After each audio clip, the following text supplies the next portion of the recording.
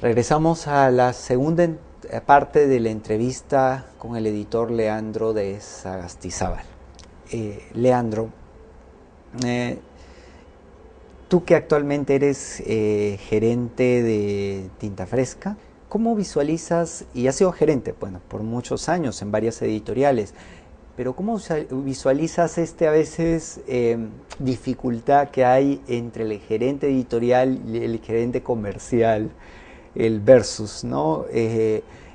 ¿Quién tiene más presencia o importancia en una editorial? ¿Cómo lograr el equilibrio, que al final es el equilibrio del libro, ¿no? La parte comercial y la parte cultural.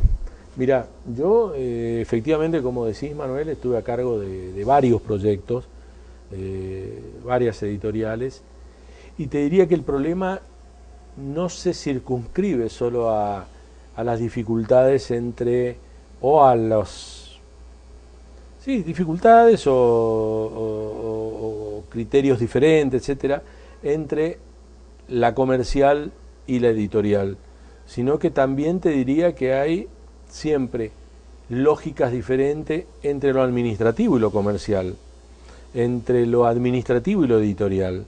Entonces, yo creo que, mira, como en todas las cosas de la vida, yo creo que es muy importante en un proyecto editorial que haya equilibrio. Esto es lo primero, ¿no? Por eso te decía anteriormente que creía que uno de los defectos de una editorial era no saber escuchar, justamente por esto, porque yo creo que tiene que haber una real sinergia entre las distintas áreas. Ahora, también creo, y eso es un rol importante en quien está a cargo de un proyecto editorial, quien tiene responsabilidades de dirección de un proyecto editorial, también creo que es muy importante dejar claro que un proyecto editorial es esencialmente editorial, como su nombre lo indica. ¿Esto qué quiere decir? Que las demás áreas de alguna manera tienen que resolver, enriquecer, potenciar, favorecer, flexibilizar, etcétera, lo que es el proyecto editorial. Es decir, el proyecto que da vida a una editorial es un departamento editorial, quien genera los libros. Si no hubiera la generación de los libros, no existiría proyecto editorial. Es decir, que sin un editor que seleccione esos libros que serán los que harán al éxito de esa editorial, si tiene éxito, los proyectos editoriales prácticamente no existirían. Entonces yo creo que los proyectos, los departamentos o las instancias o las personas que están dedicadas a la actividad comercial, las que están dedicadas a la actividad administrativa y todo, debieran ser bastante apendiculares de ese proyecto nodal. No en una situación de subordinación, sino en una situación de comprensión de cuál es el núcleo de un proyecto editorial, ¿no? Tú estás en una editorial que tuvo un proyecto muy diferente, ¿no? a las clásicas editoriales en Argentina.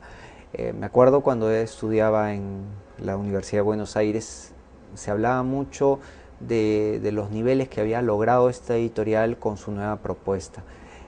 ¿Cuál puede ser y te pregunto eso porque muchos grupos de repente o empresas quieren hacer editoriales y se dice que es cada vez más difícil porque hay grupos muy grandes, ¿no? Para que aparezca una nueva. ¿Cuál fue la estrategia o cuál sigue siendo la estrategia, digamos, exitosa de Tinta Fresca, ¿no? Mira, en primer lugar, como bien señalabas antes, esta es una editorial que tiene una apoyatura corporativa fuerte, no es una editorial que nace de la nada, nace de un proyecto editorial fuerte. Y nace con una convicción de darle mucha entidad, de darle mucha fuerza. Hay una convicción de que sea. La editorial tiene básicamente dos áreas. Un área es de libro de textos, y allí efectivamente es una competencia difícil, porque hay editoriales en un país como la Argentina que tienen años de vida, y entonces ahí la estrategia ha sido, una vez más, y valga la redundancia, Manuel, los buenos libros. Es decir, ahí se compite con libros, por eso te digo que el núcleo está siempre en el proyecto editorial. Y por el otro lado, la otra pata de la editorial es un proyecto de diccionarios que ha tenido como base una inversión muy fuerte de mucho tiempo, que solo lo puede hacer también un grupo con mucha convicción y con el dinero como para poder hacerlo, que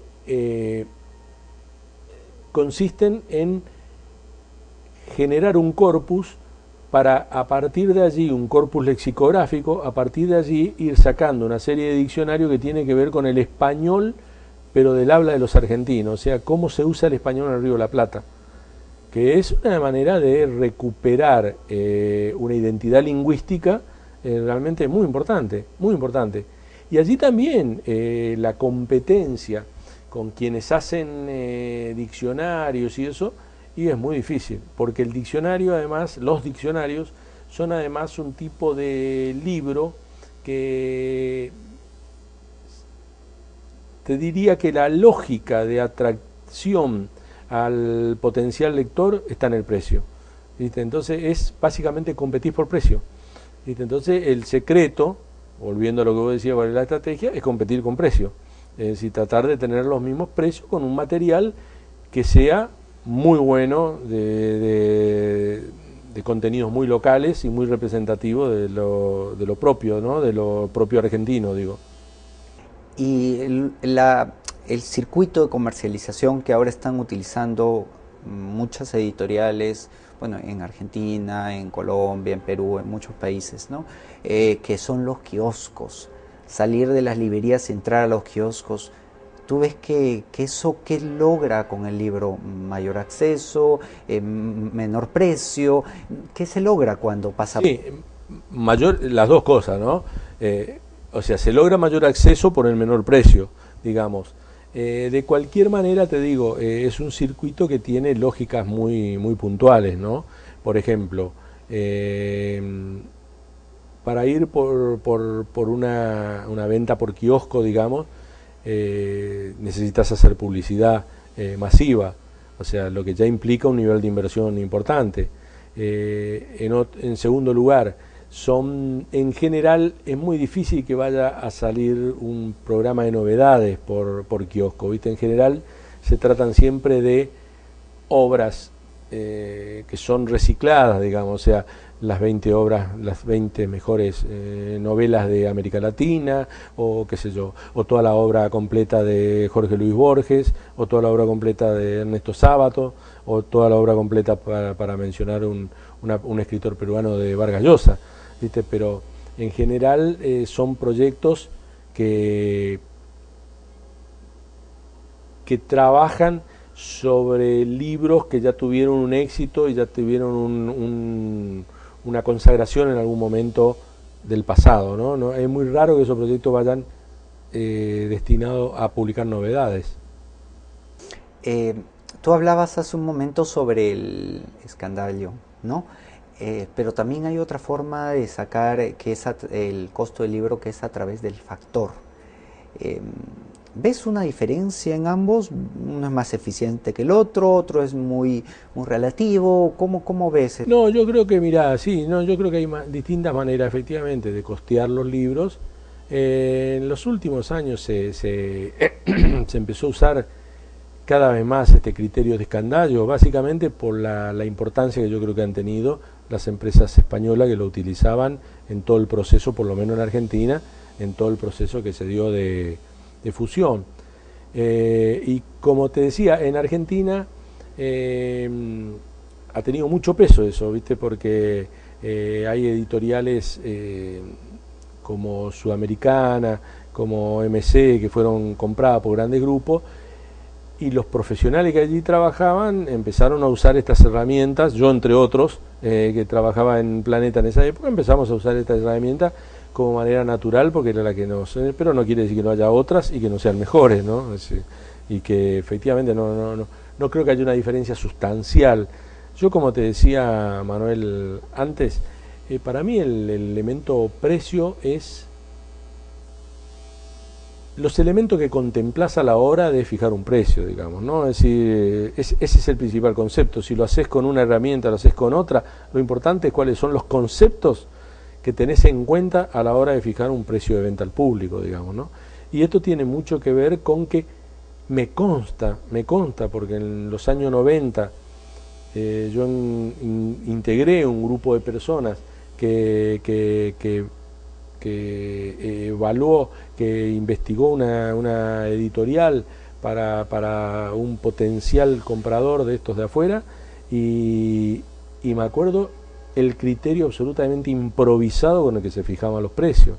¿Viste? Era mirar el libro, ver el grosor y ver qué precio más o menos soportaba en el mercado en comparación con los otros libros, y con eso alcanzaba. Última pregunta, ¿cuál es tu libro que recuerdes de la niñez? Ese libro, ese cuento, esa historia que te cautivó y bueno, te logró impulsar a lo que ahora eres, que eres un editor. Mira, yo no fui un lector de la niñez.